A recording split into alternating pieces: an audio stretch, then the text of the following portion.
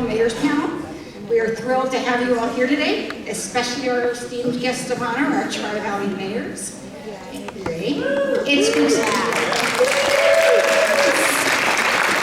speaks volumes about the strength of our community when we invite all 5 mayors to engage with our nonprofit sector, and they all show up.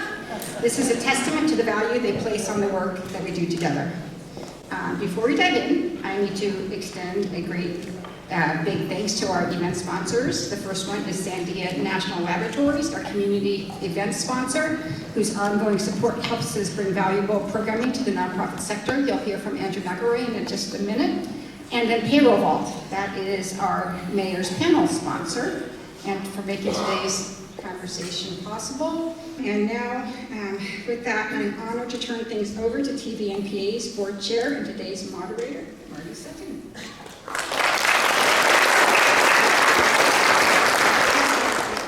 Good morning, everyone, and thank you for being here today. As I was putting together my notes for today, the one word that kept popping in my mind was community. In our audience today, we have residents, nonprofits, elected officials, business owners, volunteers, and staff from the city, county, congressman's office, state assembly, and state senate office. On our stage today, we have our elected community leaders from the 5 Tri-Valley cities. All of us are part of this community, and we strive to make Tri-Valley a better place to live and work. So how many of you remember where you were 5 years ago, March 12th, 2020? I was up at Chico State, and that was for a board meeting, and that's when the world started to shut down. And as I was driving home on March 13th in the rain and a ton of traffic, my phone was lighting up with the whole trip. Schools were closing down for just 6 weeks. Businesses were telling people not to come to work on Monday, just for a couple of weeks. Everything was shutting down, and the world felt very scary. But what happened? Our community came together. Our service providers worked overtime to ensure people had groceries and our seniors had meals. Pop-up testing centers and vaccination clinics were opened. Community members raised their hand to volunteer. Artists donated their talents to raise money for service providers. Our cities came together and worked to help residents. Restaurants used their resources to provide groceries for all of us. Yes, some people hoarded toilet paper, but for the most part, we all came together. We checked in on our neighbors, and we hosted concerts in our cul-de-sacs. We were one community. For many of us right now, especially in our nonprofit community, the world is feeling very scary again. So we need to come together as a community just like we did 5 years ago.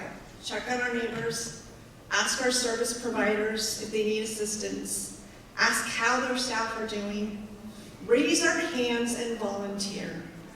Taking community events like concerts and art exhibits, eat at your local community restaurants, and ask yourself, what can I do to make my community a little better? Just don't haul out the toilet paper this time. We are one community, and that means we come together and support one another. We will get through this challenging time. We did it before, and we can do it again.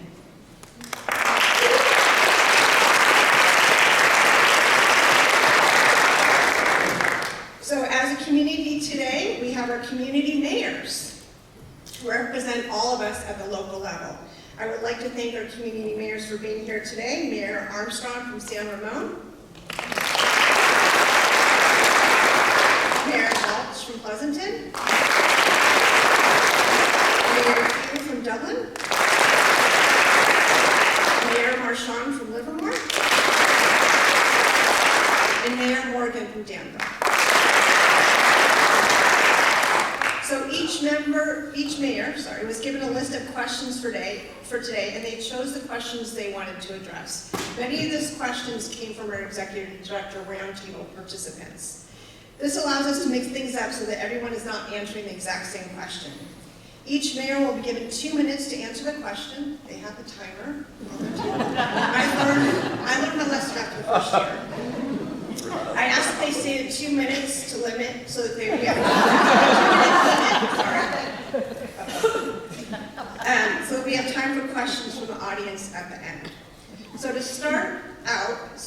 4 new mayors on our panel today. I'd like each of them to take 2 minutes to introduce themselves and talk about their non-mayor life. So, start with Mayor Walsh. Well, thank you. I don't know who starts the timer, so I'll take it until it starts. I will acknowledge there's a lot of uncertainty. I'm sure we'll get into that, so I don't want to rush over that. Just introduce myself. So thank you very much for being here. And as we navigate these turbulent waters, I do appreciate everything you do. My name is Jack Balch. I grew up in San Ramon, on the border there, Mission San Jose High School, and then moved to Pleasanton right after graduating Cal Poly San Luis Obispo. An example of nonprofit that I want to highlight is my mom is in the Snow melodrama. She's been in it for 34 years after I left the school. Oh, wow. So it promotes the arts in Snow, the little school I went to grade school with, and it's been a guiding light at times, right? So the nonprofit world is very near and dear. I understand that Pleasanton doesn't do the services directly as a government organization. We rely on you guys to really help us get to that final mile, if you will, that final stretch. So outside of this, I have a 16-year-old that I'm trying to raise to be a good human being. That's an interesting challenge. Do the right thing when no one is looking, right? And you probably have heard it before, watching the clock. You probably have heard it before. One of the things, he drives now, but before, when I would drop him off at school, I would try to say, do the right thing when no one's looking. But the other thing I would tell him is be kind, right? And he asked me, well, why, right? And my answer is always the same, because we already have enough people who are not in the world. So you can read all about me. I was in Snow 4-H and did all of that, local all the way. But I really appreciate the opportunity to serve as mayor. It's been an honor, overwhelming and daunting to see the challenges we face. But you eat an elephant one bite at a time. So thank you for allowing me to be here today. Appreciate it.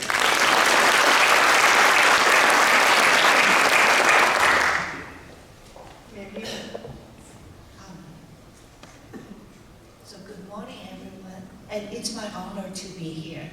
And I was in this type of meetings, but I was in the audience before. So I really feel thank everyone here today, and I know I have met many of you, and I really honor you for the work you have done. And many of you have involved in nonprofit volunteering work, and you care about our community, and that's exactly what we share. And I think that's all of our mayors, why we run for the mayors. We care about our communities. We want to make this a better place. So thank you for that. And I grew up in China. So I came to the United States after I already graduated from my like a bachelor and a master degree, worked 2 years as an engineer. So I have multiple degrees in both engineering and business and finance. So I came here for my PhD program in University of Nebraska. So Nebraska, Lincoln. After 4 years in the snow, I actually I don't complain because we didn't see so much snow at all when I grew up in China. So we enjoyed snow. But after 4 years, it's time to move out. And my time is short, so just keep it short. So I did engineering work, I did my own business, and I'm also a founder of a nonprofit organization. We call this ABLE, so we help students and parents to volunteer and get engaged in our community just right here. So we want to mention that's so dear for me for doing volunteering work. And 2 children, 20 and 17. So have same challenge there. So I tell them to be kind, also be happy. I think that's very important to be happy. And hope everybody will be happy too.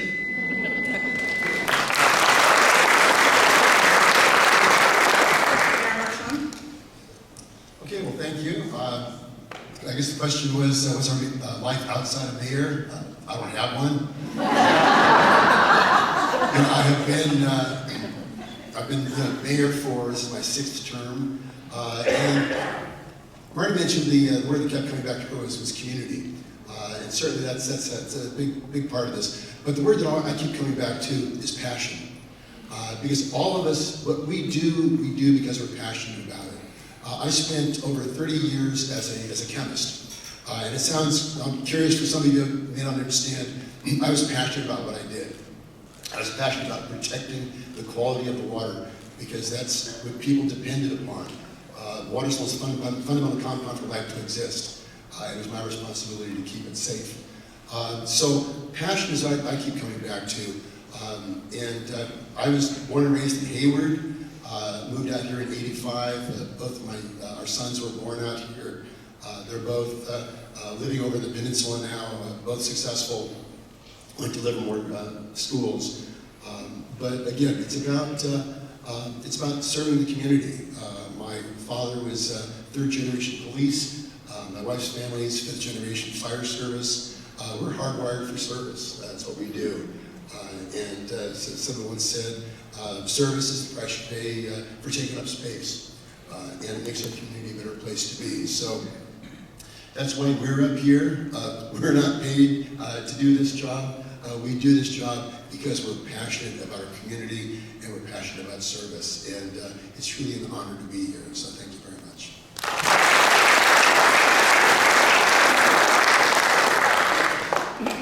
Mayor Morgan? Well, good morning, everybody. My name is Renee Morgan, and I'm going to give you a little background about myself, about how Danville works. We're a little bit different than the rest of the ones that are up here. We don't get elected as the mayor. We get elected as a council member. And we have to serve at least 4 to 5 years before we even can rotate if we are selected to be placed into the mayor's position. This is my 3rd term as mayor. I've been with the town council as an elected official for 13 years, and I've been with the town of Danville for 20. What I did prior to being elected to the town council was I was on the planning commission, heritage resource design, and also the historic design review and heritage resource commission. That gave me a great insight into how government works and what the pitfalls might be and what the pluses and the minuses are. And I learned that patience is a virtue when it comes to government, trying to get things done. I also cannot say that I was raised and born and raised in California, and the reason why is my father was 30 years in the military, retired as a command sergeant major, and passed from Agent Orange cancer from the war.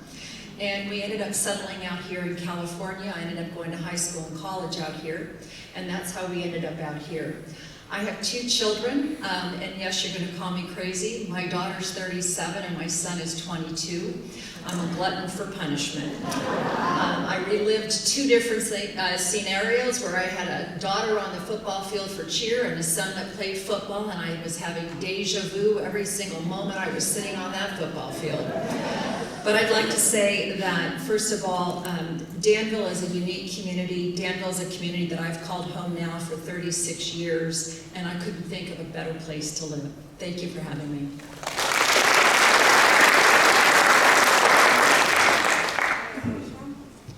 Thank you, Marty, and good morning, everyone. Thanks for all that you do in the nonprofit world or as a volunteer or in government. There's so many different groups represented here. Just a little bit about me and my story. I too was an Army brat. My dad was in the Army. I moved around to several different places. When I was very young, we lived in France, in Southern California, and in the Bay Area. I was actually born in San Francisco, grew up in Palo Alto, spent most of my formative years in Palo Alto, graduated from high school there, went on to West Point, and then after graduating from West Point, I served a 30-year career in the U.S. Army and served in a variety of positions, different command and staff assignments here in the United States and throughout the world. I retired from that in 2011 and joined FEMA, and I was an emergency manager, did disaster response and recovery. Did that for about 8 years, disasters all over the country with different territories and tribes, all sorts of different disasters, a lot of things out in the Pacific as well as domestically here in CONUS. After that, I retired and was happily retired. And then I got a call from former Mayor Bill Clarkson, and he said, hey, there's a vacancy coming up on City Council. You need to throw your name in a hat for that. And I go, yeah, it's never been my thing. I've done public service my whole life, but I thought about it a little bit, and I went ahead and jumped in there. And so I've been on City Council for 4 years. In November, I was elected as a mayor. I did have the opportunity to be the vice mayor in 2023, so I had a little bit of experience doing that, but just happy to be here today and look forward to this event. Thank you.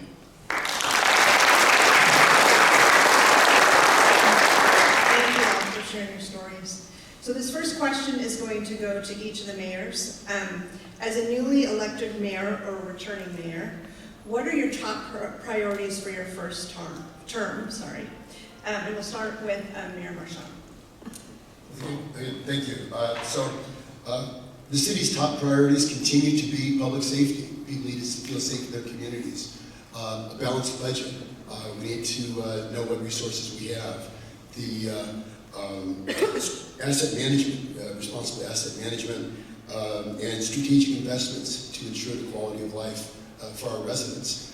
I also happily retired after 9 years as mayor, but I had to come back because there were several things that I started that we need to get finished. Among those, we need to get Eden housing built. That's workforce housing. The City Council approved that 6 years ago, and we're still tied up in the courts. This is family housing for people that work in our community. These are people that we want here. There's a kind of misnomer about what affordable housing is. You can qualify for affordable housing if you're making $120,000 a year. So as we look out in this room and see the people that serve in the nonprofits, remember, $120,000 is low income. And unlike you've heard from some people, we want those people in our community because they serve our community. There are teachers, there are service providers, and we want them here. So Eden housing remains a top priority for me. A wine country hotel, that's another thing that got derailed, but that's something that's going to energize the economy for this region. So those are the things, the quality of life and public safety, those continue to be all of our top priorities. Thank you. Thank you. Mayor Morgan? Well, it's difficult to not say that those aren't priorities for the majority of our communities. I can tell you that public safety has been always at the forefront for Danville. May I also boast that we are the safest city in the state of California at this point in time, so thank you. I'd also like to say, how many of you know what LLAD stands for? Most people do not. It's lighting, it's landscape lighting, and I'm sorry, I'm sitting here getting No. It's parks, facilities, and our street lights and all of that. So what I'm going to say is this. We have, for the past 20 years, worked with our LLAD, which is on your tax bill. And in Danville, what happens is we have had deficit within that, where if we move forward with this continuing, we're going to end up with less money in our pocket and less money to do things for our lightings, our landscaping, our anything from green infrastructure to whatever you see, the beauty, the parks that we have. If we don't take a step back and reassess that, we will have a deficit. So this year we're going out for the first time, and I don't know how long, to have a ballot to increase that. Some people will have not an increase, but they'll have a decrease on their tax bill for this. So these are, some of the things that are, for me, is important and priorities to focus on, is because Danville has always had a balanced budget. We have never had a deficit. We've always run our town as if it was our own pocket. So when you don't have the money, you don't spend it, and that's how Danville's always run our budgets. The other thing that we look at, which is a big thing, is a lot of people like to use Mount Diablo. There's a 0.7 mile trail that goes to Mount Diablo on Diablo Road. And that has never been connected. There's a connectivity gap there. We had the opportunity when we had a housing community go in out there to time flies when you're elected. We had the opportunity to close that gap, and that's one of the things that I would like to make sure that we take advantage of while I'm there. Great, thank you. Thank you very much. So public safety is, as Mayor Marchand mentioned, is obviously paramount to Pleasanton. We had a bit of a challenge with staffing of our police officers, and next week on Wednesday we will be swearing in. It's supposed to not be public, but might as well do it. We'll be swearing in and becoming fully staffed and our sworn officers. So that's something where we kind of recalibrated and gotten back on track with that, which I'm really proud that happened. That happened, started under the prior council with their leadership, so it's nice to see that continuing and generating results. For me specifically, and I've said it before, people have probably heard it, it does come down to three things for me. Our number one is a balanced budget. Pleasanton's had a little wobble, as you might have heard, structural deficit. And it's not unknown to any of us. We know that groceries are going up, we know costs of things are going up, and our revenues are not going up as fast. It's as simple as that. And so we've had a little wobble, but an acquaintance of mine said it's like an Olympic athlete. We just need to lose 5 pounds that we gained over winter, right? So we'll get there, and thanks to the great leadership by our city staff, looking hard at what we can do. Some options are coming forward, and it's tough. That last 5 pounds is awfully hard to lose. So, but we'll get there. But a balanced budget and fiscal house in order for Pleasanton is definitely my first and most predominant priority right now. I am a CPA by training and license, so it's something right in my wheelhouse. The second, which is right behind it, a little bit obscure, is water for Pleasanton. We had a significant water rate increase in the past, and we're looking at what we need to be doing in the future here. And so there's going to be a community gap with expectations that water increase would have paid for everything. But we went and started a water plan where we were looking water, and then the last is the economy. We need to unlock our potential and get our economy going in Pleasanton. So thank you.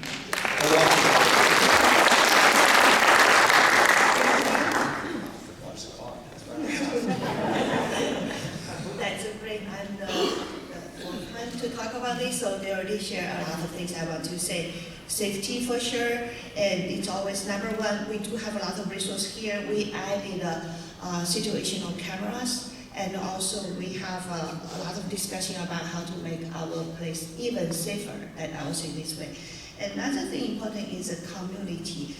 Community has a lot of things to do. One of the things specific to our city is we do have a lot of immigrants or first-generation immigrants. I'm one of them. We have 60% Asians, okay, 60%.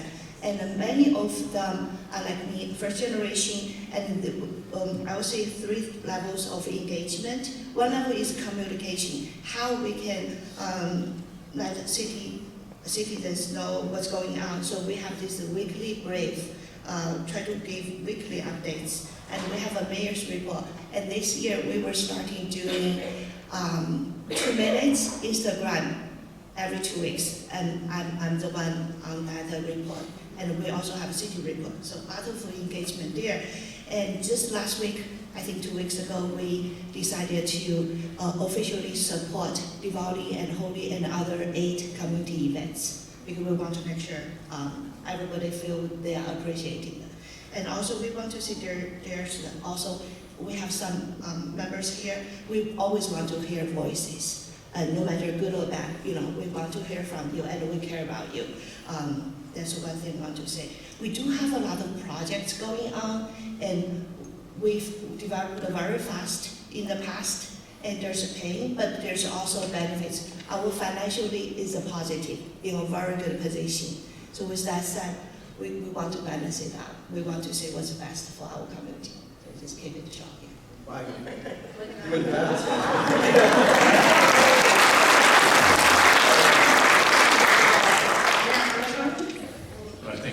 you're hearing some common themes here for all the cities and towns here that are represented, but top priorities I'm looking at right now are public safety, of course, and quality of life, and then protecting our existing neighborhoods. And with public safety, it's more than just having a well-trained and well-resourced police department, but it's safe roads, it's safety around schools, it's safety just all over the community, bike lanes and things like that in our retail areas as well. And speaking of retail, back in late 2023, we got a $5.6 million organized retail theft prevention grant that enabled us to hire some additional police officers and some other resources to help us fight the retail crime that was going on. They made tremendous inroads. They've arrested well over 100 people, recovered hundreds of thousands of dollars of products, and really made a big difference in providing a disincentive for criminals to affect our retail areas. With respect to quality of life, we all have great cities and good parks, good schools, well-maintained roads and things like that. These are the things that our residents have come to expect and deserve. In the city of San Ramon, we've got over 58 parks and all these things, community centers, things like that. They're very expensive to maintain, so we have to be good stewards of the taxpayers' resources. And then finally, I'd say protecting our neighborhoods. This is about building out in our city core area around Bishop Branch rather than in some of our existing neighborhoods and retail areas in other places of the city. This will keep cars off the roads in those neighborhoods, keep it focused in one central area, and a lot of that will be higher and denser housing, but that's kind of the plan we have going into the future.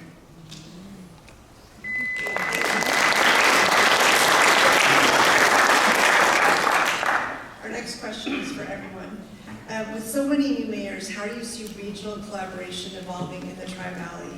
Are there specific joint initiatives or shared priorities that you want to work with your fellow mayors? And I'll start with Mayor Hugh.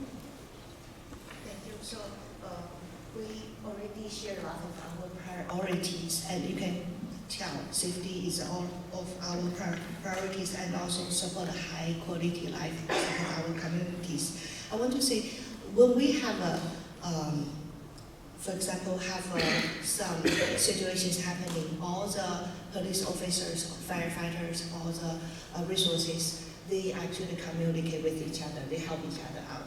And so in that way, we already doing a lot of great work together. And for community, we do events all the time together.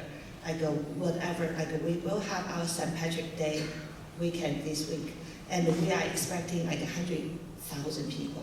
And I'm sure other people from all of the cities surrounding.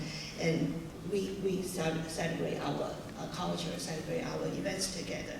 And there are multiple things we do want to say is social services and nonprofit organizations work. We do want to support this together. Those are so important. And they always help the community members that our city staff functions normally do not cover. So those are the things. And also the transportation. And I know we have this regional transportation and this body link, those kind of projects going on. And legislative effort. And we do talk about what's our regional needs and how we get together to advocate for our region. And as a city, we're a small city. Nobody cares about our small city. But as a region, I think we are number 13 in our state. So our voice is louder when we are together. And we are going to a trip to Washington, D.C. at the end of next month, and to let people understand what's our needs, how we can help our people become better. Thank you. And all of you are attending that meeting in DC? Okay. Mayor Armstrong? Yeah, thank you. All of us, all 5 cities represented here belong to the Tri-Valley Cities Coalition. This is an organization that we found that we needed to form years ago. We all have kind of shared interests and shared challenges, and together we represent almost 350,000 people as well as a huge amount of GDP. So we've hired a consulting group, if you will, an advocacy group called Townsend Public Affairs, and they help to represent us up in Sacramento and in Washington.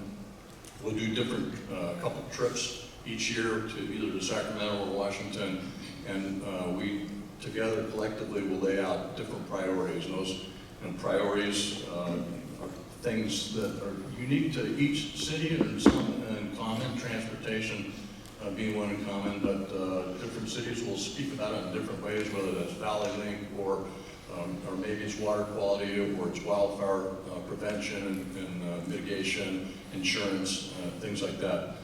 But this is it's an organization that we all kind of participate in and talk about things. We had a recent meeting hosted in San Ramon just a couple weeks ago, where we talked about what the mission of this TVCC is, and had our Townsend Public Affairs group talk to us about some of the work they're doing in Sacramento and in Washington to kind of represent us. And when they speak, when they go before legislators, they speak with a collective voice, and people stop and listen because we represent so many people and like priorities. Thank you. Mayor Marchand? Good, thank you.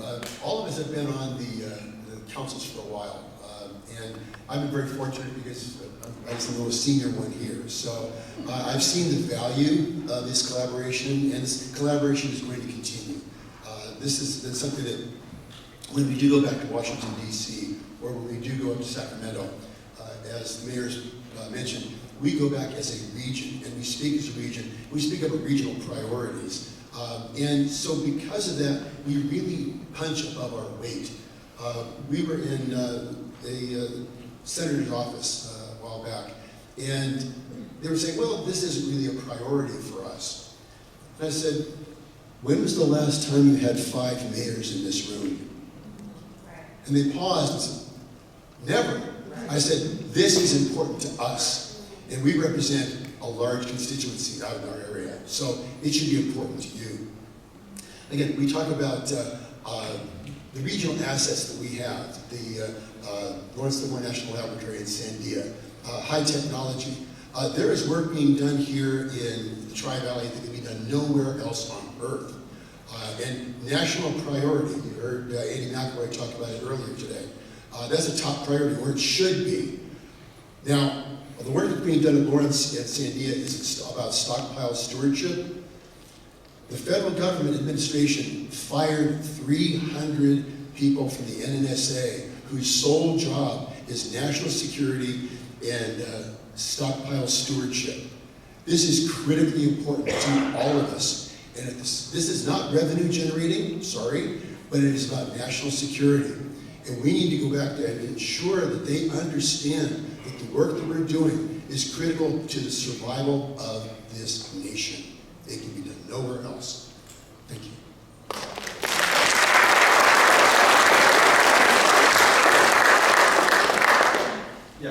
Thank you very much. I completely agree with what the prior mayors have said about the regional collaboration. You know, Pleasanton is a jobs importer. We know we have it where a lot of people commute, but they commute from other areas in our Tri-Valley region.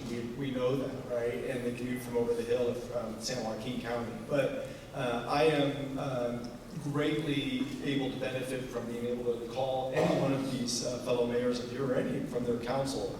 And you know, we don't need to recreate the wheel. We can learn from each other. We've all been at a different growth stage in our city's lives and are facing challenges that maybe another city has already gone through. Livermore's downtown is very nice. I really like it.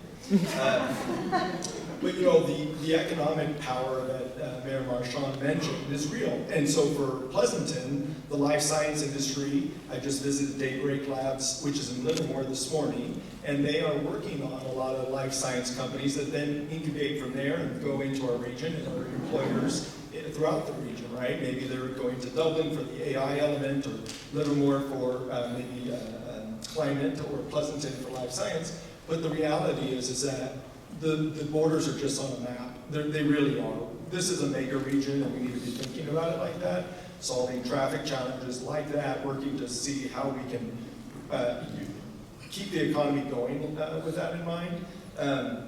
The human capital, right? I mean, Dublin's got some great cricket fields. We're building some cricket fields. People are porous across our municipal borders. And so if we treated it any differently than a mega region, we'd be doing a disservice, in my opinion, to each of you.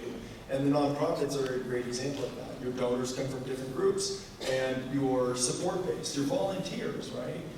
Because we all provide a slightly different, unique thing that makes it so it's a really awesome compliment to us all. So I just think we've got a lot there. And then the legislative power. Thank you.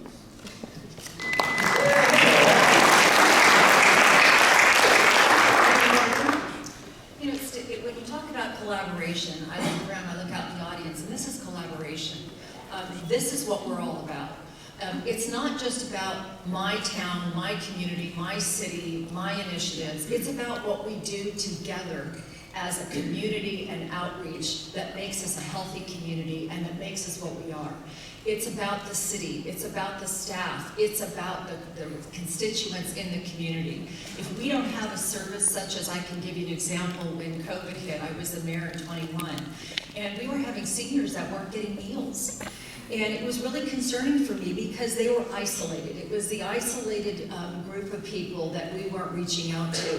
And it's because of the nonprofits that we were able to service this underserviced crowd that needed that attention, that needed those visitors, that weren't using social media to reach out as we were able to do. It's because of the nonprofits that we're able to stay a healthy community and become healthier. When you talk about communities and you talk about cities or towns, when you really think about it, is your neighbor really divided by a fence to you? If something happens on their side of the fence, you're affected by it. If they're having a loud party, you're affected by that party. It's the same thing with our towns and our cities and our communities and the nonprofits. We are all affected in a way by what another city or a town does. Therefore, working at 350,000 plus residents and representing all of you in Washington, at the seat for state, federal, or wherever it may be, we're working for all of you, and we have a stronger voice that way. So therefore, to me, this is collaboration, but also our residents and also all of the nonprofits that are here today. So thank you to all of you.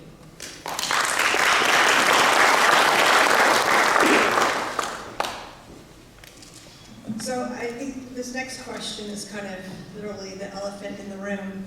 Given the proposed federal OMB funding freeze and potential budget reductions, how do you plan to mitigate financial impacts on your city and its services?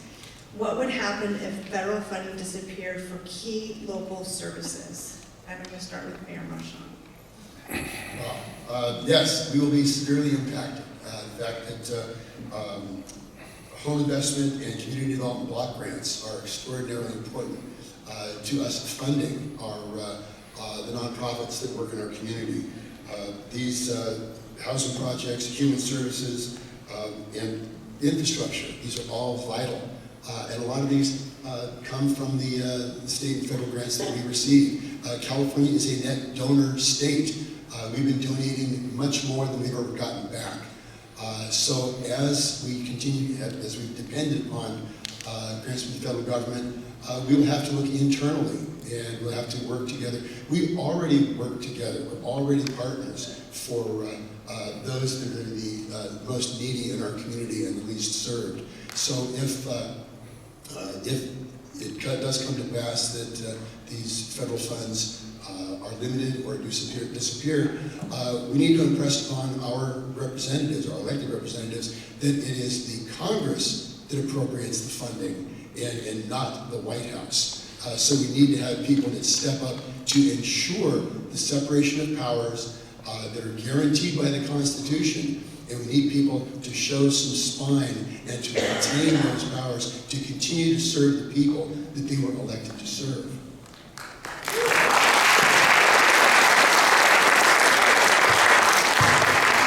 So again, as we face these challenges, we need to work together, as Carl Gardino from the Silicon Valley Leadership Group once said, that we need to all donate our time, talent, and treasure to ensure that we can continue to serve the people and serve those services that we are so passionate about, and continue to serve our community to ensure that we continue to succeed as a community.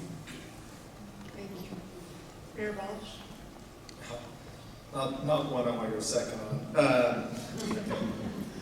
Yeah, the uncertainty is obviously extremely challenging, right? The uncertainty about where our priorities are as a nation, and frankly, you know, it'd be great if Pleasanton was obviously not losing its 5 pounds right now as well, right? Because that's going to be a challenge on the double side for us. You know, we're trying to be very transparent about what we're going through. We're trying to be very transparent that the nonprofits really do matter. They have an essential element for us. They are an essential step for meeting the needs of residents in our community. So we are going to have to find new and innovative ways to do it.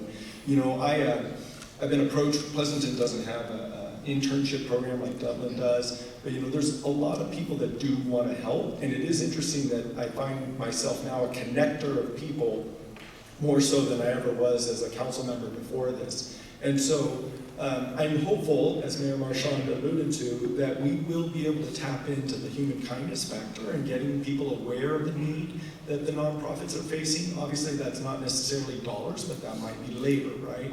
And so that's one. You know, one of the things that I've learned as being the mayor, though, is I don't have all these answers, right? I don't have the answers, but I'm definitely trying to elevate the ideas that are really smart ideas that really have potential for solving, these solutions or these challenges we have with solutions. We have an extremely intelligent group of individuals in this entire region working, and we just need to tap into that a little bit to partnerships. So I look forward to the partnerships with it. I look forward to ideas on how we can innovate and do it. There's great uncertainty, right? So that uncertainty creates this angst. But let's help our donors, let's help our community know that while that uncertainty at the national level, it affects you locally. You need to be here locally for your community, and now's the time that we need you to step up if you've never participated before. So thank you.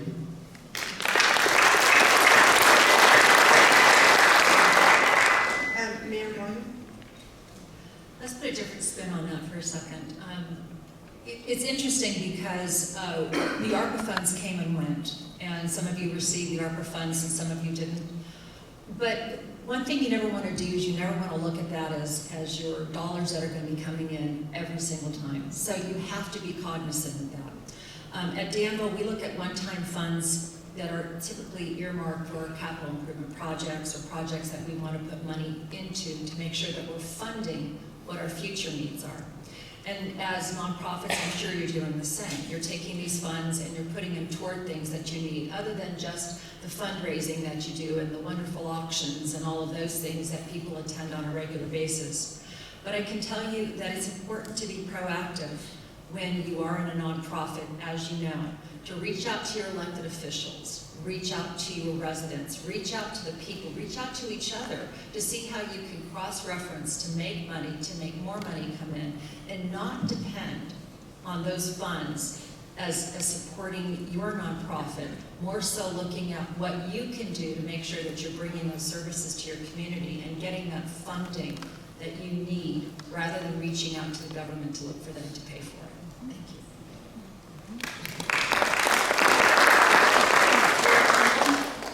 Thank you. This question, just really in general, is, requires a little bit of speculation, and certainly, as has been said, there's some uncertainty, but really San Ramon is doing fine right now. We're not directly affected yet, anyway. But like Mayor Morgan said, we also, when we budget, we don't rely on one-time money. That's risky doing that. That funding may not be there in the next year or so. A lot of that, sometimes there's federal funding, federal grants and things like that. We can't depend upon that. We never have been able to depend on that, and so we don't budget in that way. What really is perhaps something to think about is what would a potential reduction in funding to state programs result in? Because a lot of times what the state does when they when they don't get federal funding, they might pass that down to the cities, and then we're the bill payer on that and have to kind of figure that out. So we could see some effect, or perhaps some of our partner agencies that might get direct funding, some of the transportation agencies and things like that. So those could be some potential concerns down the road. We're keeping an eye on those kinds of things.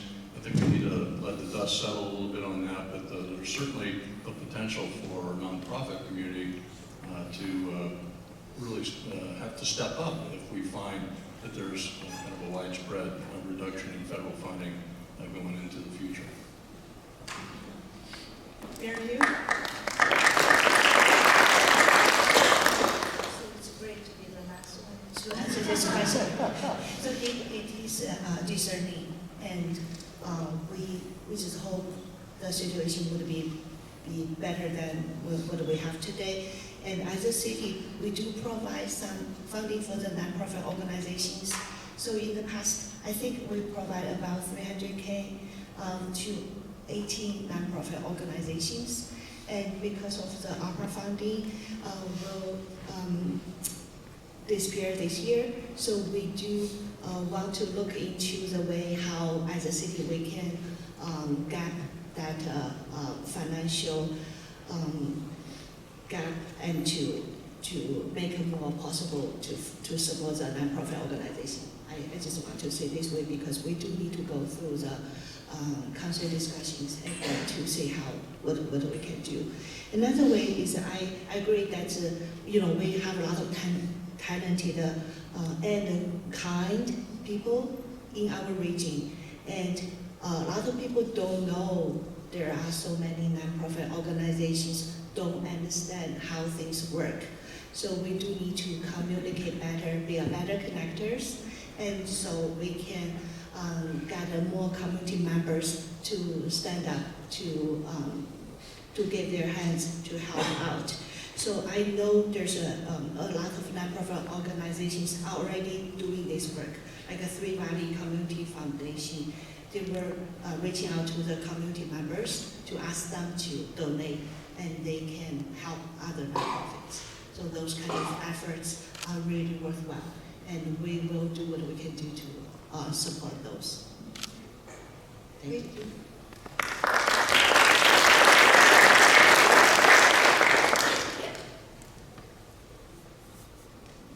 So this next question is again for everyone. Do you support living wages and cost of living adjustments for nonprofit employees? Do you believe nonprofit employees should earn less than government workers?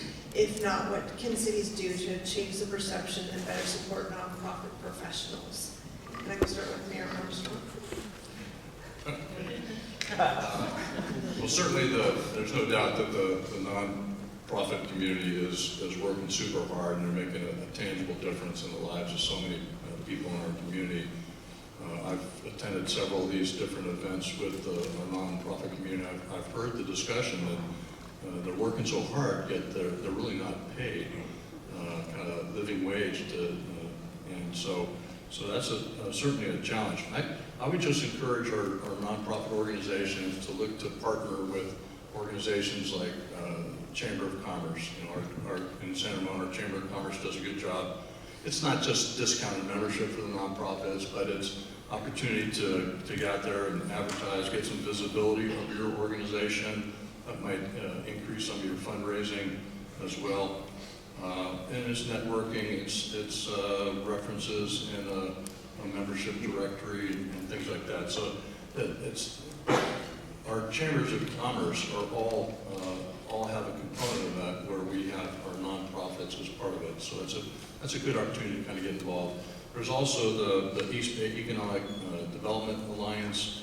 This is more on the economic and development side, as the name implies, but they do have a lot of resources and different events and a focus on community development.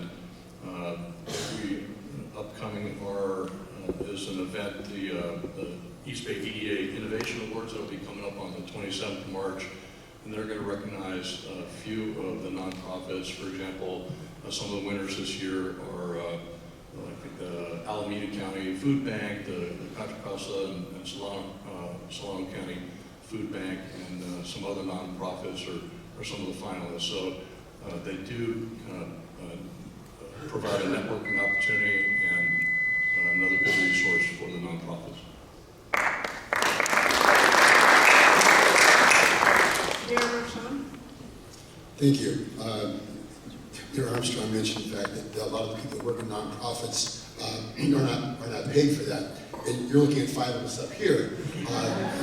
We are nonprofits. Cities are nonprofits as well. And so we're all working together. We're all a partnership. I'm always intrigued when people say, the city should run like a business. Absolutely not. I mean, how many businesses would have a division that lost $7 million a year? That is the City of Livermore Library. That's not a revenue generator.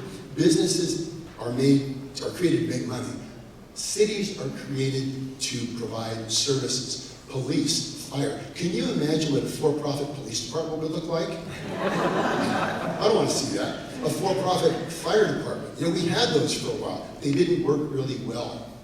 So, yes, cities are nonprofits as well. But we need to work together with our nonprofit partners.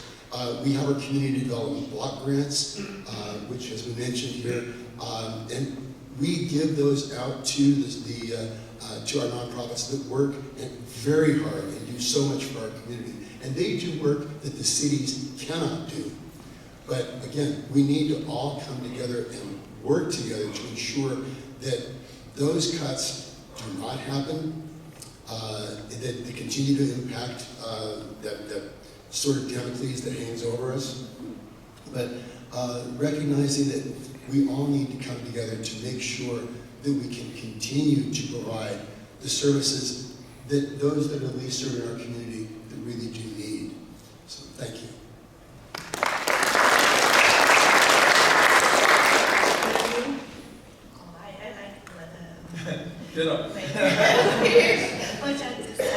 Yeah, we actually, as a council member or mayors, we spend a lot of hours.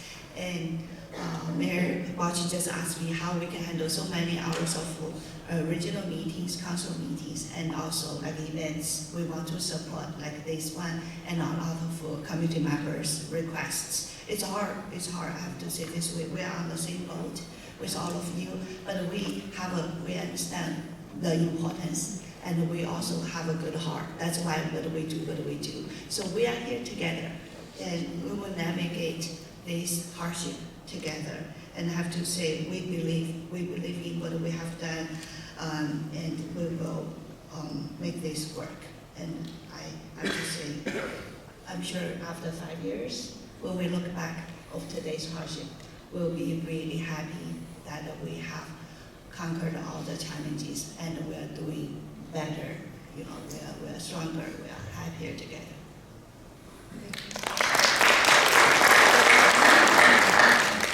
Mayor Morgan, sir. So let me get back to the COLA question, I think is where we were going with this. Let me talk about Danville. So Danville is a bit of an outlier as a public agency. We don't do COLAs for our employees. We provide a defined contribution rather than a defined benefit pension plan.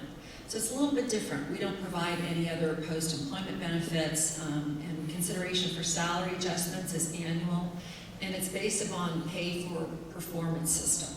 So our employees' salaries are based upon classification plans that looks at the competitive pay and the comparable classifications for the employees in that position.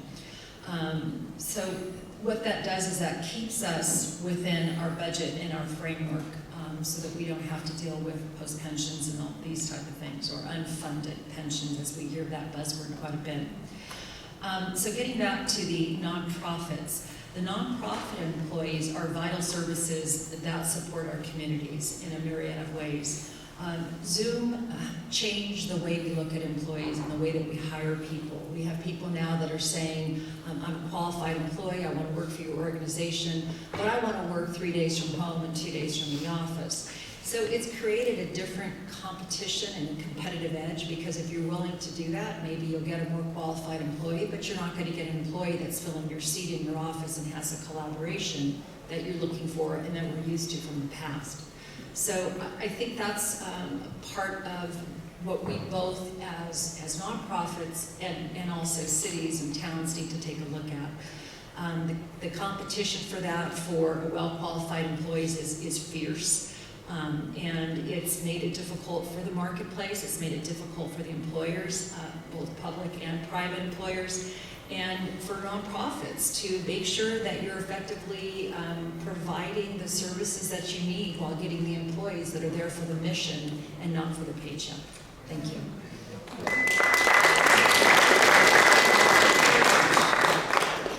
Yeah, thank you very much.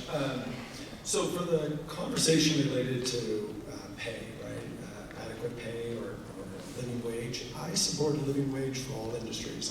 I think that's got to be where we all would stand. It's got to be there. The COLA element, I'll just mention, you know, I am a performance gentleman. I think there should be some measurements of performance. Are you meeting expectations, something like that. So that one's a little harder for me. But I will mention, and where I was going to go with it is the societal view that because your heart is in it, you should take no pay, right? That doesn't buy eggs, right? Not like anything else in the grocery basket. So you know, time will be short, but you know, for Pleasanton, at least for what I'm allowed to be able to do with it, I'm really trying to work hard on kind of the inputs, right? Housing costs for Pleasanton residents. What can we do a little bit better? How do we get it where there are living wage paying jobs in Pleasanton, you know, our economy humming, things like that. You know, no, posting on Instagram doesn't mean that you can get it for free, right? That's the societal challenge that we are fighting with the nonprofit world. You're expected to do it for free because, or you know, you don't need a living wage. And so, what can we do? Well, actually, I think that's where Tri-Valley Nonprofit Alliance, Three Valleys Community Foundation really can be helping to change the perception of the value that you bring as an overall industry, right? The industry being paid fairly. And it's hard because of the social expectations that you will post a gram and get something for free that we are fighting. And so, you know, as I said, I'm raising a 16-year-old, and your time is valuable. I try to show up as mayor on time because your time is valuable. And I think it starts with that first level of respect. So thank you for what you're doing.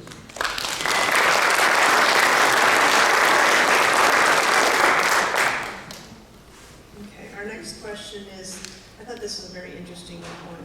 What is one myth about being mayor that you wish constituents understood better? What is one thing about your city you wish more people knew? I will start with Mayor Morgan. Thanks. Don't start that.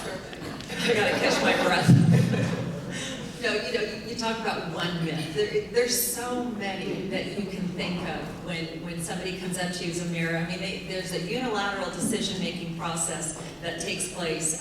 You know, for effective governance, we have to have that collaboration, and that's between your city council, your town council, your staff, and your constituents. On all important issues by balancing your budgets from everything, what your services are and what you want and what you need. I think it's important to understand that none of us have a magic wand to make things happen right away. In government, it takes so much time. I learned coming from the private sector into government that I wanted to see things, you know, I want to paint the wall purple, and it's going to take me a meeting to talk about the meeting, to talk about the meeting that we talked about the meeting to discuss the purple wall, because that's how government works. But it's the input and the understanding of the process that's important.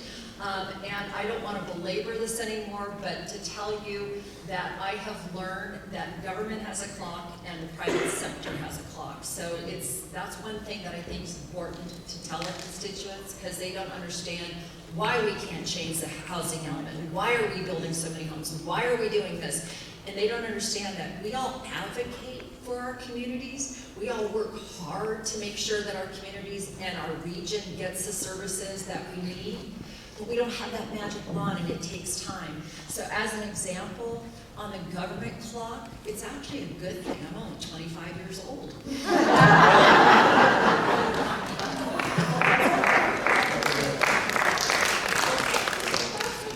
Thank you. Great way to end. Mayor Walsh. Yeah, so I am a new mayor, only a few months into this now. I was a council member, planning commissioner, park and rec commissioner. There's a lot of myths, as Mayor Morgan mentioned. I think that the myth that we can solve it all, right, that we can solve it all, I am trying to stay kind of to the economic challenges in Pleasanton, the water challenges and the budget challenges, because I think that will yield the most results for everyone, right? But an example of something I didn't expect is that I have a resident who is extremely vigorous at recording homeless in our community. And so he called me, and I just wrote it down, I was looking at my phone, Sunday morning, 7:24 a.m. He texted me at 7:59 a.m. Sunday. Mind you, that was the time change. Monday at 6:59, he left me a very disturbing voicemail, and Tuesday at 7:01, he called me again, demanding I call him back within 24 hours. So the myth that we're going to handle every problem, right? The myth that we can, the homeless element, it's not a crime to be unhoused, right? It's not a crime. And so thankfully for Pleasanton and my city manager's been extremely supportive of it. We have our alternative mental health response unit, and so we're supporting this individual trying to get services. But the myth that we can address every issue, we are working really hard, and the staff is working really hard, and we're trying to get it right, and so some things will fall through the cracks, and I wish they didn't, and as a person with maybe a bit of obsessive compulsive to try to always get it right, I would like to have nothing slide through the cracks, but we do. We're human, and we're going to make mistakes, and hopefully you can be kind with me, and I'll try to do my best, so that's about all I can offer, so thank you.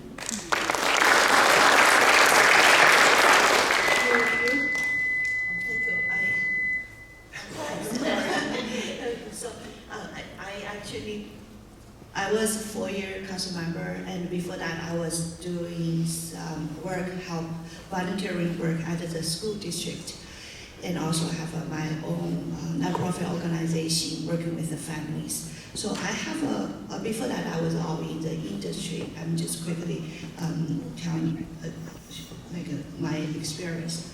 I work for big corporations and also private industries, and I was working for the universities. So different background, and then when I look at this government, so since we talk about there's a process to go through, and we only have one vote, 1 out of 5 votes to make decisions, and also we are all part-time, or there's not really much time, not really paid work to do this work, so it is hard, it is tough. And I have to say, I do get a lot of community member emails, phone calls, and text messages. Literally, I don't have enough time even to respond to all of them. But I do read all of them. I just want everyone to understand. We do read them, we keep in mind, and also we like to hear community voices, but we also want to let people to know we hear very conflicting opinions on the same issues. So when you voice opinions, we appreciate that. But at the same time, we want to let you know we have like 70,000 people in our community and 2,000 businesses. And everybody has different background, different opinions, different understanding of issues. So we have to see what's best for our city situation, how we balance it out. So it is very complicated, and we are human beings as well. We do need to ask for your understanding and patience and trust. So that's what I think.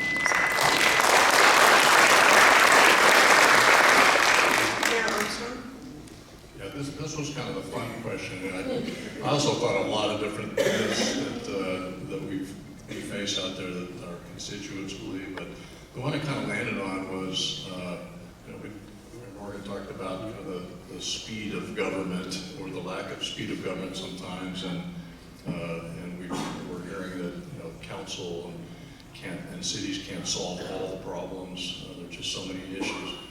But for me, I kind of landed on that the mayor doesn't have like this unilateral power to sign executive orders and hire and fire people.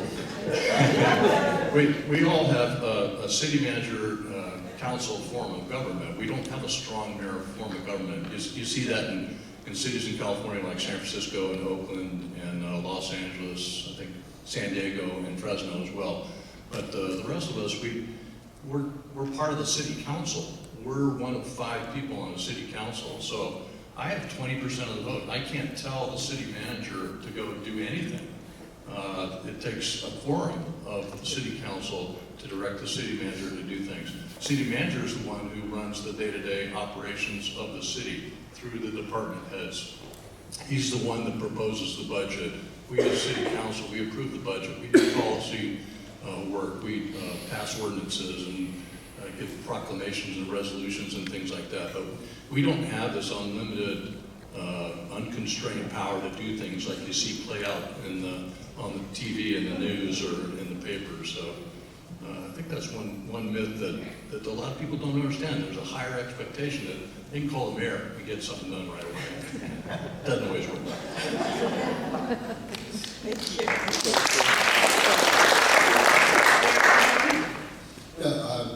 Again, agree with the fellow mayors up here. I do not have veto power over the rest of the council. I do not hire and fire people, and the mayor does not run the city. And Mayor Morgan talked about the clock that the cities operate on. When you run a business, you make the decision and it happens. We have this thing called public input, and you have to listen to the public. And what was interesting, we voted on the Chick-fil-A here in town, and people say, well, you have to do what the public says. Well, 50% of the public was in support of the Chick-fil-A, 50% was against. So no matter how you vote, half the people can say that you didn't listen to the public. So it's a very difficult, a very different situation. So what the city council does is the city council sets the priorities of how the city operates. The budget is the numerical representation of your priorities. So that's why public safety is the #1 item on our budget. The city council, we are the navigator of the ship. We say where we're going to go. The city manager actually runs the city. They hire and fire the department heads and on down the line. So the city manager is the captain of that ship.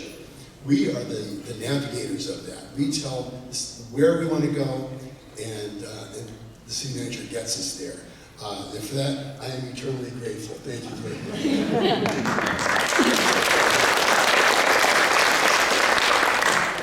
Okay, great. So I know Kathy's collecting questions from the audience. So I'm going to, because we're running out of time here. And so there's a couple of questions here that did come from our executive director roundtable. So I just kind of want to jump to those, and that wasn't for everybody. This was for Mayors Armstrong, Hugh, and Marchand, and this is about senior housing. So senior housing remains a challenge in the Tri-Valley. There's been discussion about helping seniors transition from larger homes to smaller, more manageable housing. How can your city help with this, and do you see it as a priority? And I'm going to start with Mayor Armstrong. Well, sure, we definitely are helping, and we do see it as a priority. Our seniors are really one of the fastest growing segments of our population, not just in the city of San Ramon, but across our county. So it's really important to us that we provide senior housing for that part of our population. Last year, we opened up a new apartment senior housing development called Aspenwood, 123 100% affordable senior housing units, and priority was given to those who kind of live in San Ramon, are first responders, veterans, public service employees, and people with persons with disabilities.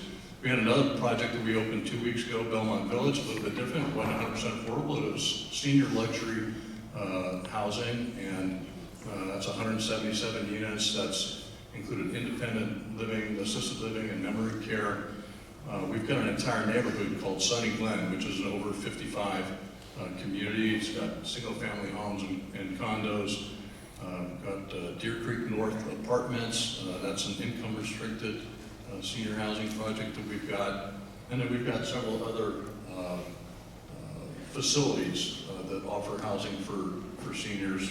One is called Brookdale that has assisted living. We have Ivy Park and Watermark. Those both offer assisted living and memory care. And then we've got one called Valley Vista, which is another income-restricted senior housing area. In the future, we're going to have another project, as mentioned earlier, Eden Housing. In Bishop Ranch, we hope to see, well, we've already seen a project come forward for 80 senior housing units, apartments that will be in the affordable range. So we'll see how that goes. And then, of course, there's several homes as well within the city where people have options to offer assisted living as well. Thank you.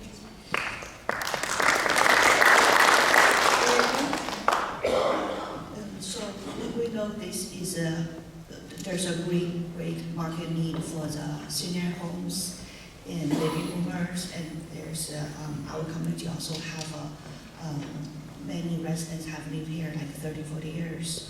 It's time for them to retire from their home as well. So we actually have a few projects right now is going on. So there is a house called Inspirational Drive Memory Care Project, has 55 beds, and there's assisted living. We approved that project, so it's going on. There's another one, it's called a Bradford of Dublin Senior Living Project, have 152 units. And so there's many projects already working.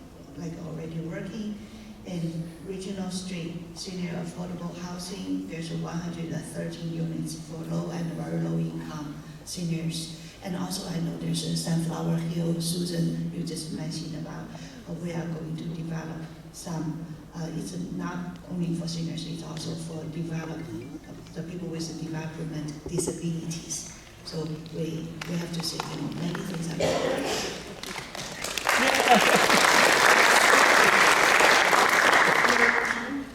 Thank you.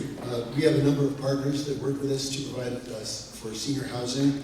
I see Lanning Thompson out here with Interfaith Housing. They've got hundreds of units in low-income senior housing. We work with Midpen to create 72 units of low-income senior housing at Chestnut Square. We just broke ground last week on a new memory care and active senior settlement in here in Livermore at the former Sunset Office Plaza. So seniors are a valuable resource to our community because they can provide that historical context and mentor our youth. So we want to be able to keep seniors in our community and so allow them to continue to thrive so our community thrives. So yes, this is a priority for us. And we continue to work with our nonprofit partners. We have, again, Interfaith Housing just got approval. They just got the financing for 130 to 140 units for senior and veteran housing on the Pacific campus. So we're looking forward to providing additional resources and to continue to keep the resource of seniors in the community. Thank you.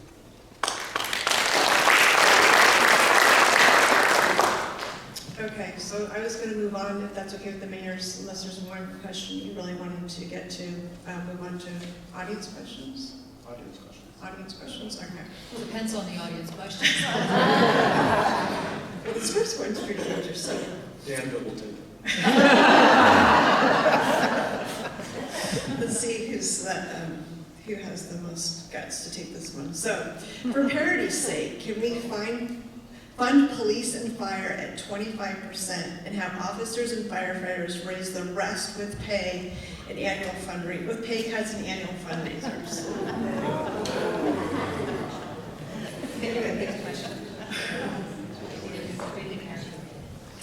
For parity's sake, can we fund police and fire at 25%? That's the overhead myth that people are getting to with nonprofits. And have officers and firefighters raise the rest with pay cuts and annual fundraisers. Is that for everybody? It's whoever wants to jump in. Sure, I'll take that on.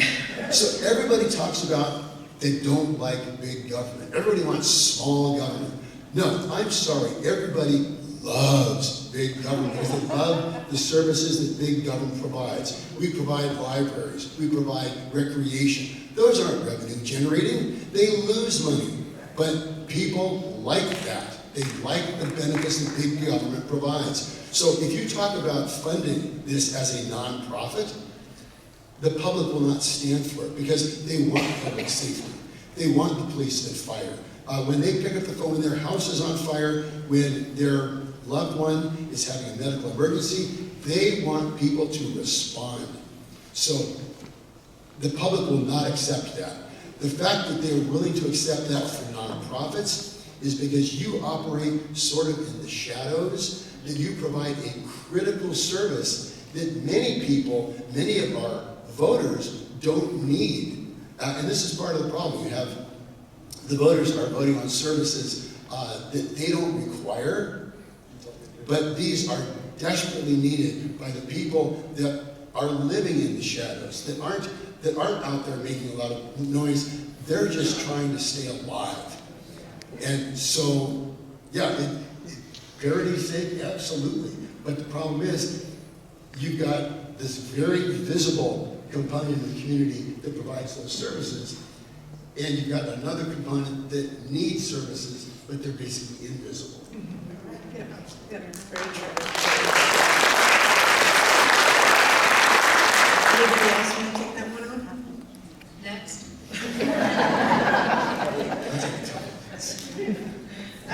Can city governments do more to support our arts organizations as federal funds dry up? What is the value and role of the arts for your community? I'll take that.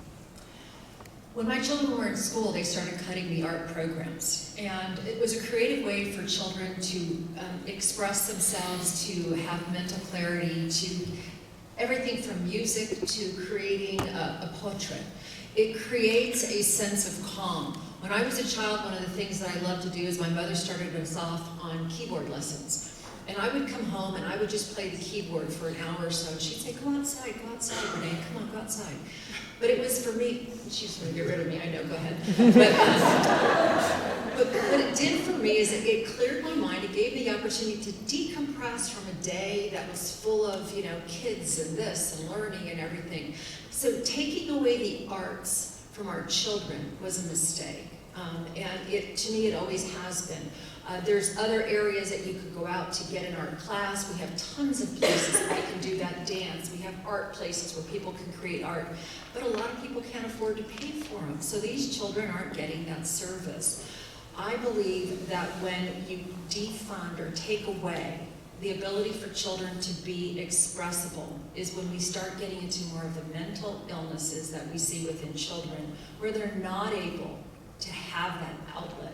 And one of the things that I did when I was in elementary school with my kids is I did the FAME program. I don't know if some of you are familiar with the FAME program, but it's the famous artists and musicians. And what it does is it gives children a foundation of where we came from, where our music came from, everything from rap to opera to how Monet can paint a picture and why they painted the way they did.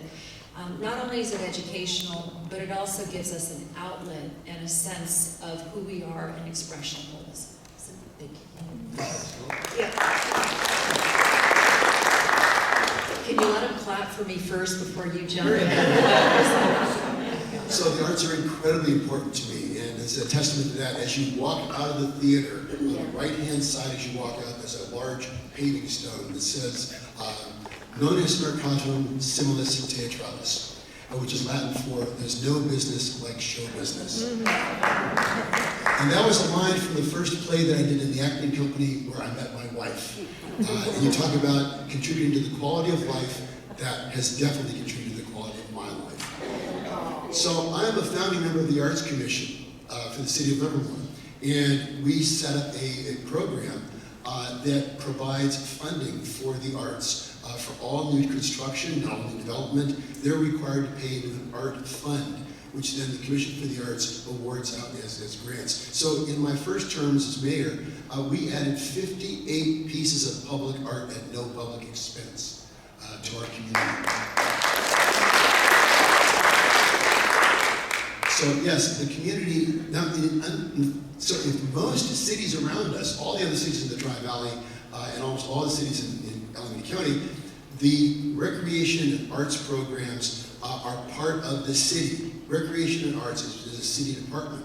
In Livermore, we're different because we have the Livermore Area Recreation and Park District. So they're the organization, just like the Hayward Area Recreation and Park District in obviously Hayward, they are a separate park district, and they fund the arts. They have the Morrison Theater, they have the Adobe Art Gallery. So it's a different model. So in Hayward Area Recreation does the parks and the recreation and arts, and in Livermore we do services, police and fire, and LARPD is the organization that is empowered to do arts and recreation. So kind of different things, but the city is willing to step over into that lane because we do recognize how important the arts are to our community, and we are happy to partner with LARPD to continue to provide those enrichment resources to our community.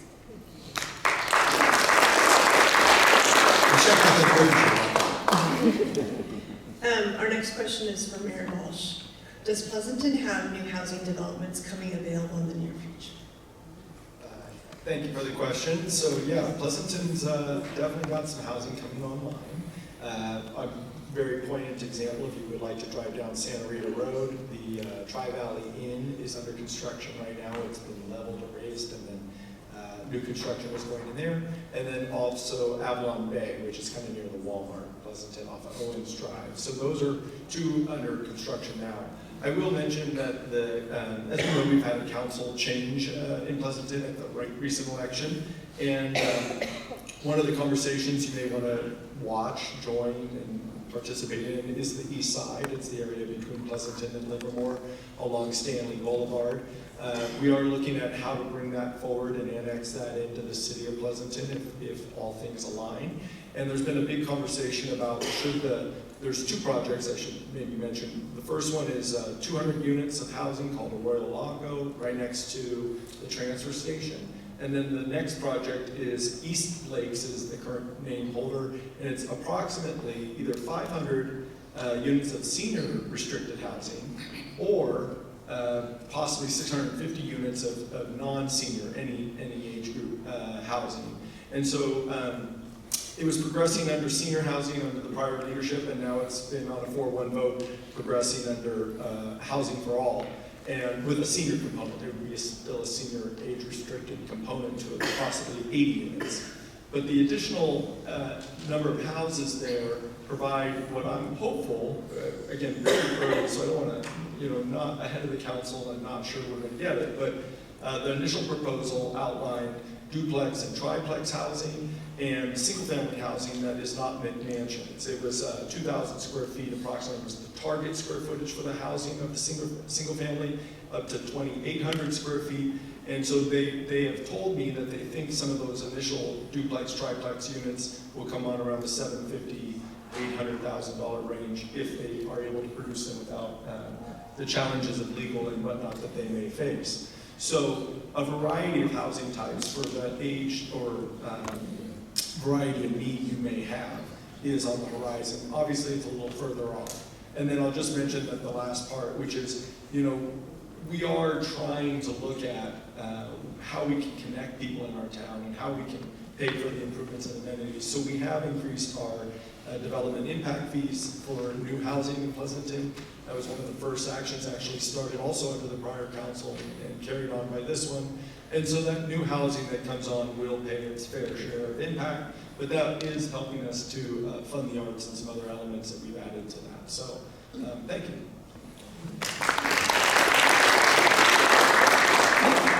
And this one is for all of you. How will you support resiliency in your community to deal with the impacts of climate change and poor air quality? I'll start with you. I'm actually the head, or the chair, excuse me, I'm going to be the current chairperson of AVA Community Energy, which is your CCA, Community Choice Aggregate. It is what is procuring the power that PG&E delivers to your home. Livermore and Dublin also are in it. It's Alameda County, so I apologize to our friends, they have it their own. But one of the things that it's doing is AVA offers, if you look at your PG&E bill when you go home today, you'll either be using PG&E or you'll be using AVA. And if you're using AVA, there's two choices, either Bright Choice or Renewable 100. If you're choosing Renewable 100, which is slightly more than a PG&E rate, you will be getting 100% carbon-free renewable energy being delivered to your home. If you choose Bright Choice, it is 5% lower than PG&E, that's the value proposition, but it is currently having a carbon element or carbon component, it does have that, but AVA as an organization, a JPA, a Joint Powers Authority by Alameda and Contra Costa County municipalities and county, is working to get on a carbon-free path. And the carbon-free path initially was 2035, and it's becoming shorter as we've been able to really try to double down on getting carbon out of our energy portfolio as an organization. And that is all of us in the Alameda and San Joaquin counties areas. So for Pleasanton, being a part of AVA, being in AVA, and frankly being allowed to be the chairperson at this point, really is something I'm really proud of what we're doing.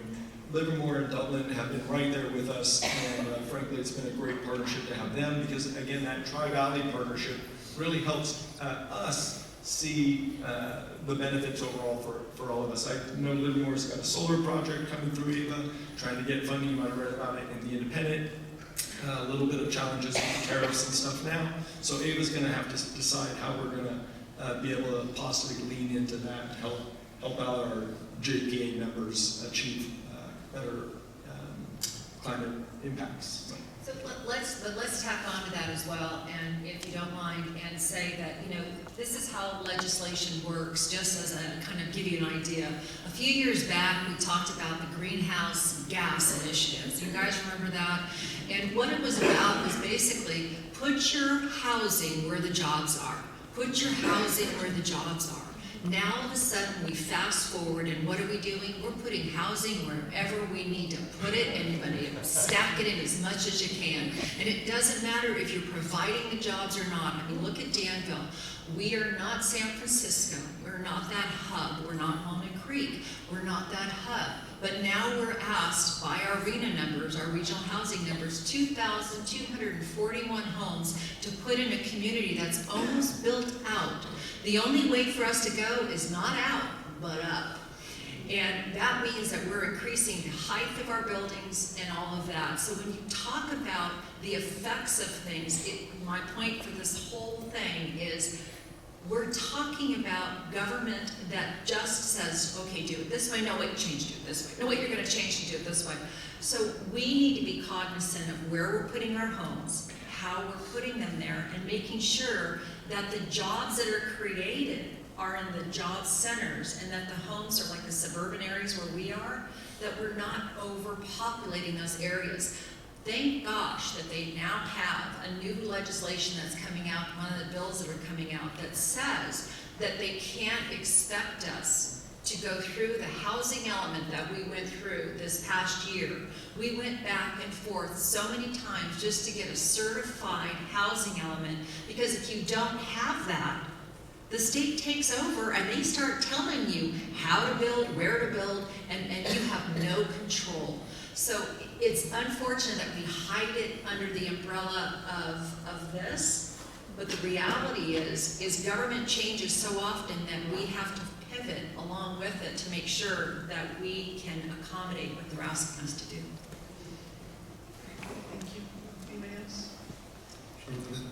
comments. So as Mayor Balch mentioned, we have AVA grants coming into the city of Livermore for solar panels and also for EV charging. We are installing EV chargers in our new parking structure downtown. We also have smart parking so that you can, before you leave your house, you can find out where there's parking in downtown, whether or not it's going to be ADA or it's going to be EV parking. You may have seen that we have a new initiative with our airport. We're going to be bringing in hydrogen-powered and electric aviation as part of our new programs down there. Also, I'm a founding member of ValleyLink. There's 105,000 cars come up the Altamont every day, and ValleyLink will be a hydrogen-powered train because a lot of the greenhouse gases that we're getting, a lot of the pollution is from those cars that are coming over the Altamont, stuck in traffic, and how do we get those cars off the road? And to Mayor Morgan's point, we need to start creating jobs and housing together rather than having people living through these mega commutes trying to get to work.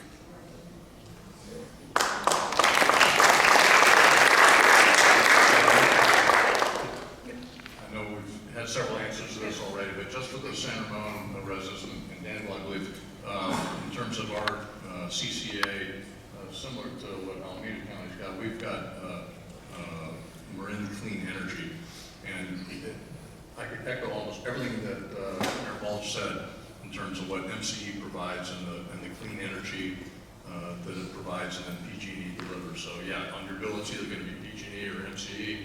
Most of the people in the city, I think, have transitioned over to MCE, or city facilities have as well. And I'll also tag on to the having jobs and housing in the same area. This is part of what when I was talking about protecting our existing neighborhoods and building out our city core area around Bishop Ranch. Bishop Ranch has got a lot of empty office spaces right now. I've got a lot of empty parking lots. That's all kind of transitioning into housing. It'll be taller, denser, and that sort of thing. But it'll be in an area where there's going to be close to retail as well. People can walk to work. They don't need to take their cars. We have a walking district in that area,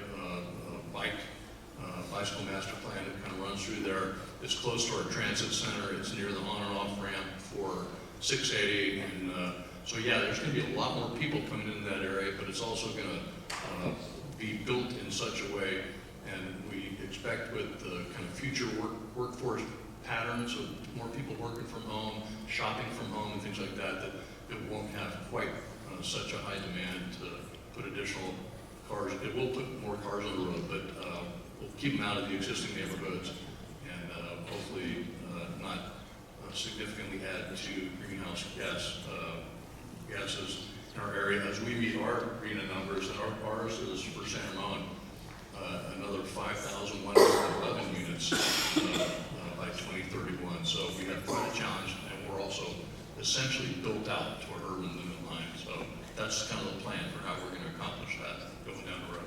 Yeah, I want to give them some of our numbers.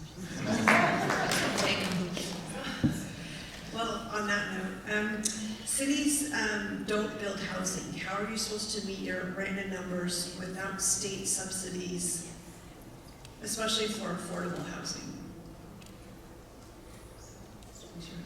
Absolutely. I mean, what cities do is they create the environment where people want to live, and that's how we accomplish what we do.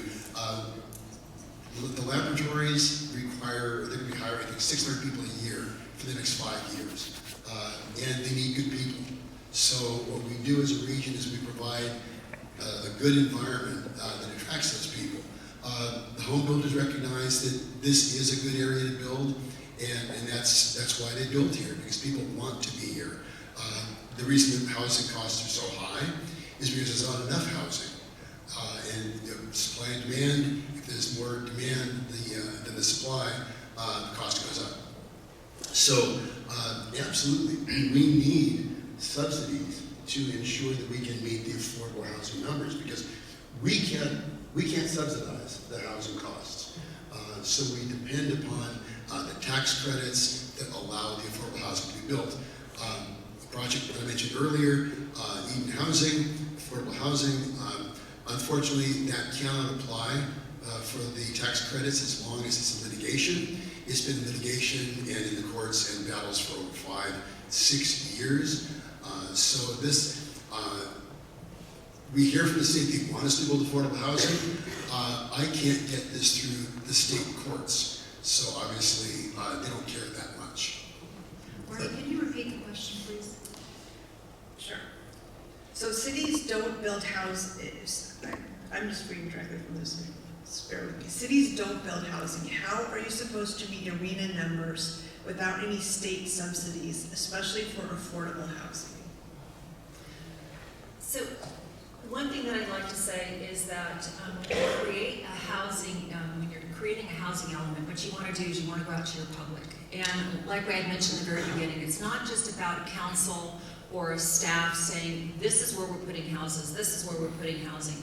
What we did is we did a major campaign to go out to our public and survey them and say, if you had to place 2,241 homes throughout Danville, where would you place them? And we called those our opportunity sites. Those opportunity sites turned into areas such as we have Danville Bowl as an example. We gave them the opportunity to say you could either stay as a bowling alley if you choose to sell or to stay this way and grandfather it in, or you can build housing. So we gave them the opportunity to make those decisions of what they'd like to do with their property. As it was mentioned, Danville doesn't own the properties, we don't own the properties, so we can only guide them. Part of the thing that I said in the very beginning is I sat on the Planning Commission.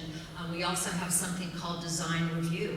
We also have, if it's a historical structure, you have to have a historical review because Danville's very strong on our historical structures, making sure that we keep the integrity of those buildings for generations to come. So when you look at the integrity of that, you also look at your constituents. You say to your constituents, what do you think? Where do you see them? When you involve your community in the decision making, you then give them the opportunity to understand what's happening. One thing that we've noticed when we put out information like this and we get it back and we push it back into the public again, what we do, we created a website solely for that. It's called Town Talks.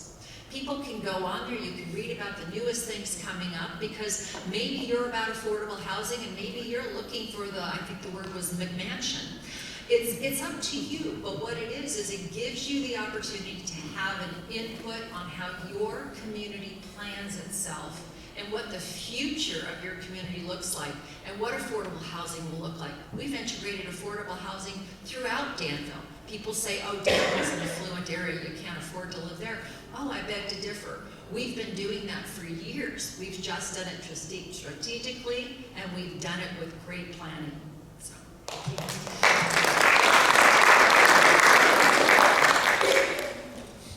I think if you're not aware, I think probably all of our cities and town have an affordable housing policy, or we call it an inclusionary housing policy. So that requires developers, when they come forth with a project, that they have to build. For us, it's a minimum of 15%. But again, 15% when we have 5,111 units. That's our target goal during this current arena cycle. At 15%, that takes a long time to get affordable housing built. So, one of the other aspects of our inclusionary housing policy also that we recently changed last year was that we don't allow developers to fee out anymore. They used to be able to just pay a fee and then they wouldn't build the affordable housing. Now they have to build the affordable housing when they come forward with a project. It's very difficult for the developers to make it pencil out. You hear that argument a lot. So yes, it's a challenge, but we got 100% of affordable unit with that. I mentioned the Aspenwood Apartments, 123. There was a public-private partnership. A lot of creative funding had to go into that to make it happen. A lot of grants and things like that. And then we've got this potential Eden housing project coming up as well in Bishop Branch. So there's, but with every development, there's some component of affordability being built into that. It's just slow sometimes. Thank you. So that wraps it up. I'm just going to say something real quick, and then I'll hand it off to Kathy. I want want to thank our mayors for being here today, our community mayors. And I'm just going to ask, as Mayor Walsh, I'd like his advice today. There's a lot of people struggling right now in their nonprofit communities, so I'm just going to ask everyone today, going forward, let's just all be kind to one another.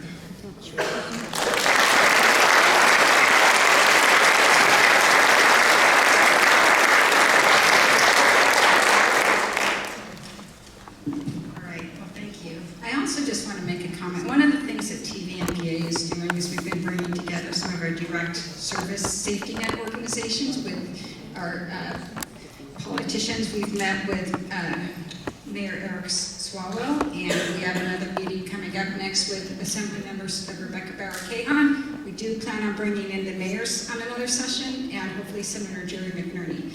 One of the reasons is we really want to make sure it's understood for them to hear the stories, and it's understood for the impact of what's going on in our communities with the political funding cuts, because with the federal funding cuts. Because these federal funds that are being cut aren't future plans and hopes and dreams. They're actually funds that have already been promised to our organizations. And the work has already been started on these projects, and staff is hired, and they might be midway through building a building or something along these lines. And the federal government's coming and saying, whoop, we're going to tear up this contract, Laura, and now you guys figure it out. Have a fundraiser. We're not talking about like thousands of dollars. We're talking about $500,000 commitments, $1 million commitments that are suddenly being threatened. And this is a major threat.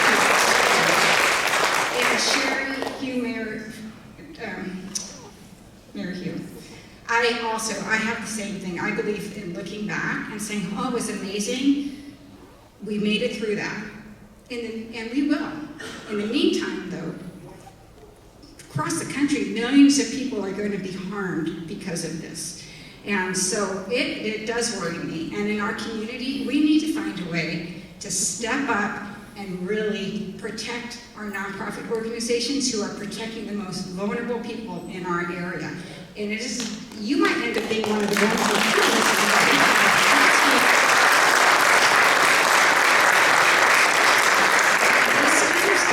Is keeping our nonprofit leaders up at night, all the time.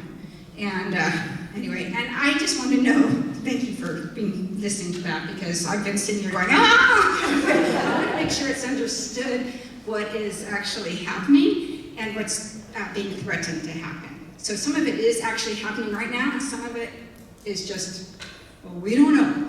So any help in that area would be greatly appreciated. I want to let you know today our photography is being done by Pro Bono Photo.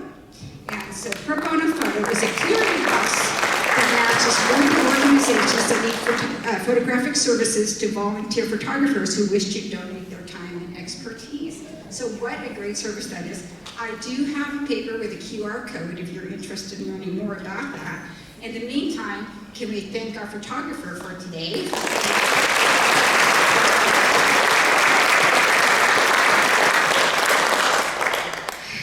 And then again, I would like to thank our sponsors. I would like to thank everyone who came out today, whether it's a nonprofit employee, whether it's an interested community member, our politicians, our government offices. We are really grateful that you are here and that you care about our community and came out today. So, and I'd like to thank our Jerry, our big volunteer today too. So, and we have thank yous for our mayor. It is a lovely olive oil.